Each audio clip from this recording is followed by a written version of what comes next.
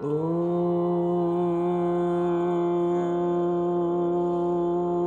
नमः शिवाय।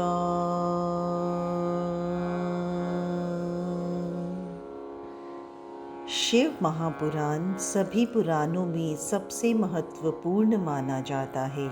इसमें शिव भक्ति और शिव महिमा का प्रचार प्रसार किया गया है।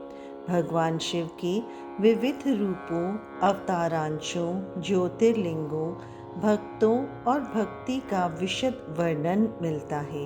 शिव पुराण का पाठ करने से व्यक्ति के सभी पाप नष्ट हो जाते हैं और मोक्ष की प्राप्ति होती है।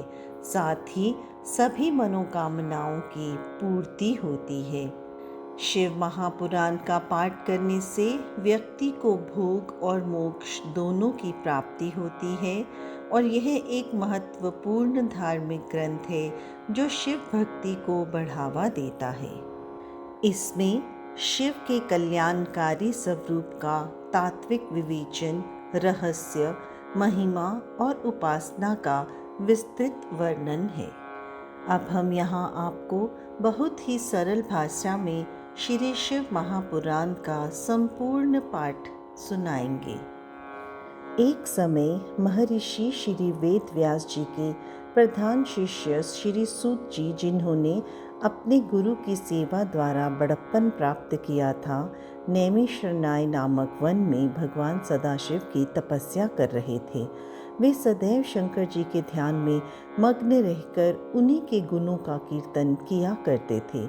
उन्हीं दिनों संयोग से शौनक ऋषि अपने साथ अन्य बहुत से ऋषियों को लेकर श्री सूत जी के पास आए और उनसे इस प्रकार बोले, हे सूत जी, हम लोग संसार रूपी अथाह सागर में डूबे हुए हैं। हमारा परम सौभाग्य है कि आज हमें आपके दर्शन प्राप्त हुए। कुछ समय पश्चात वह युग आने वाला है जिसमें पुराने धर्म नष्ट हो जाएंगे, पापाचार में वृद्धि होगी। सब लोग उस धर्म को त्याग कर कुमार्ग पर चलने लगेंगे। चारों वर्ण इस प्रकार अपने कर्मों से पतित हो जाएंगे कि ब्राह्मण वर्ण खेती करने लगेगा। ब्राह्मण छल कपट में अत्यंत चतुर होंगे और अपने धर्म को भुला देंगे।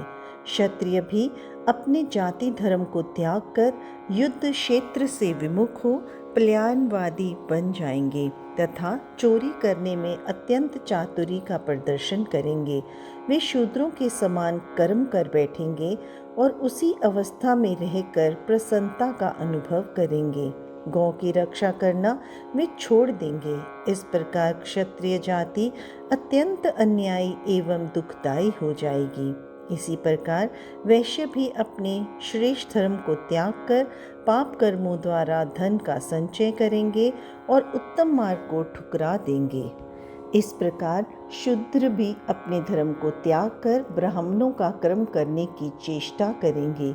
शूद्रों द्वारा इस प्रकार विपरीत कर्म किए जाने पर ब्राह्मणों का तेज नष्ट हो जाएगा। ऐसी दशा में संपूर्ण प्राणियों में आयु भी कम रह जाएगी।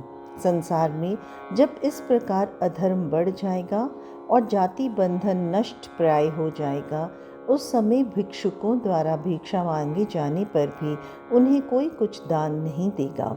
वरन संकर मनुष्य अपने को उच्च कुलीन समझकर और लोगों को हे दृष्टि से देखेंगे। स्त्रियां भी दुष्प्रकृति वाली बनकर अपने पति की सेवा से विमुख हो जाएंगी।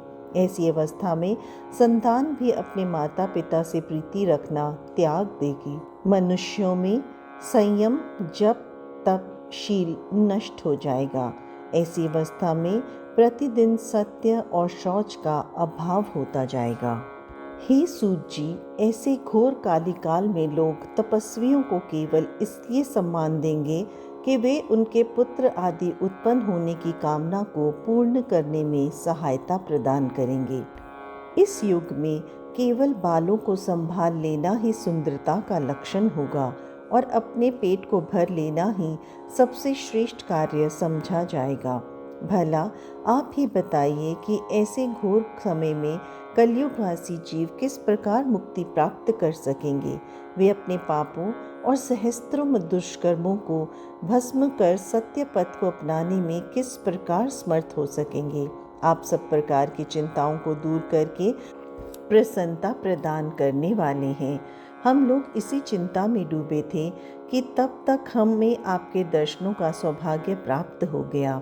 अब कृपया करके कोई ऐसा उपाय बताइए जिससे हमारी यह चिंता नष्ट हो जाए और हम प्रसन्नता को प्राप्त करें।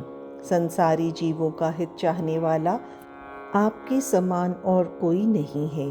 आपने भगवान वेद व्यास जी की अत्यंत सेवा की है और अनेक पापियों को पाप रूपी समुद्र से पार उतारा है। भगवान कृष्ण द्वैपायन ने अत्यंत कृपा करके आपको संपूर्ण पुराण पढ़ाए हैं, अतः आप हम पर भी अवश्य कृपा करें। शौनक ऋषि के मुख से निकले हुए इन शब्दों को सुनकर सूत जी अत्यंत प्रसन्न हुए। तदुपरांत अपने नेत्रों से प्रेमाश्रुओं की वर्षा करते हुए इस प्रकार बोले, हे शौनक जी और अन्य ऋषि महानुभावों, आप लोग परम ज्ञानी और संपूर्ण संसार का हित चाहने वाले हैं। यद्यपि संसारी लोगों की वह बुद्धि नष्ट हो गई है जिसमें सबके मंगल का ध्यान रहता है, परंतु आप सब लोग उसके उपवाद स्वरूप हैं, क्योंकि आपने अन्य लोगों के उपकार के लिए ही मुझसे यह प्रश्न किया है। अतः अब मैं आपकी इस प्रीति के वशीभूत होकर भगवान सदाशिव की उस परम स्तुति का वर्णन करूँगा जिसे सुनकर काली काल के दुख नष्ट हो जाते हैं और अज्ञानी जीवों को भी मुक्ति प्राप्त होती है। यही कारण है कि जो लोग बुद्धिमान होते हैं वो भगवान सदाशिव की तपस्या द्वारा संपूर्ण पदार्थों को अनायास ही प्राप्त कर लेते हैं। शिवलोक में किसी भी प्रकार शोक और दुख कभी भी नहीं व्यापता। जो लोग शिव जी का नमन करते हैं वे बहुत संतान प्राप्त करते हैं। अतः हे ऋषियों, उचित यही है कि इस संसार को दुख रूप समझकर शिव जी के चरणों में ही प्रीति लगाई जाए। हे शौनक, शिव जी की स्तुति करने में वेद भी असमर्थ हैं, अतः शिव जी का क्षण भर के लिए भी ध्यान करना नहीं भूलना चाहिए। सूत जी के मुख से यह वचन सुनकर शौनक ऋषि अपने दोनों हाथ जोड़कर उनके सम्मुख बैठ गए। तदुपरांत सब ऋषियों ने परस्पर विचार विनिमय करके सूत जी से कहा, हे सूत जी, शिव जी तो निर्गुण कहलाते हैं।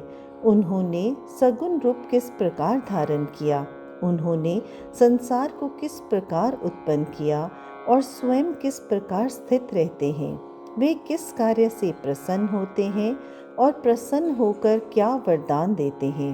हे सूत जी, यह सब वृत्तांत और इसके अतिरिक्त भी भगवान सदाशिव के संबंध में और जो कुछ भी जानने योग्य हो आप हमें बताइए, क्योंकि आप श्री वेद व्यास जी की कृपा से भूत, भविष्य एवं वर्तमान इन तीनों कालों की गति को जानने में समर्थ हैं।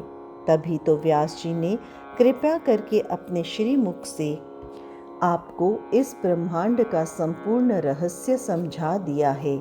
यह बात निश्चित है कि जब तक श्रेष्ठ ब्रह्म ज्ञानी से भेंट नहीं होती तब तक शोक और मोह नष्ट नहीं होता।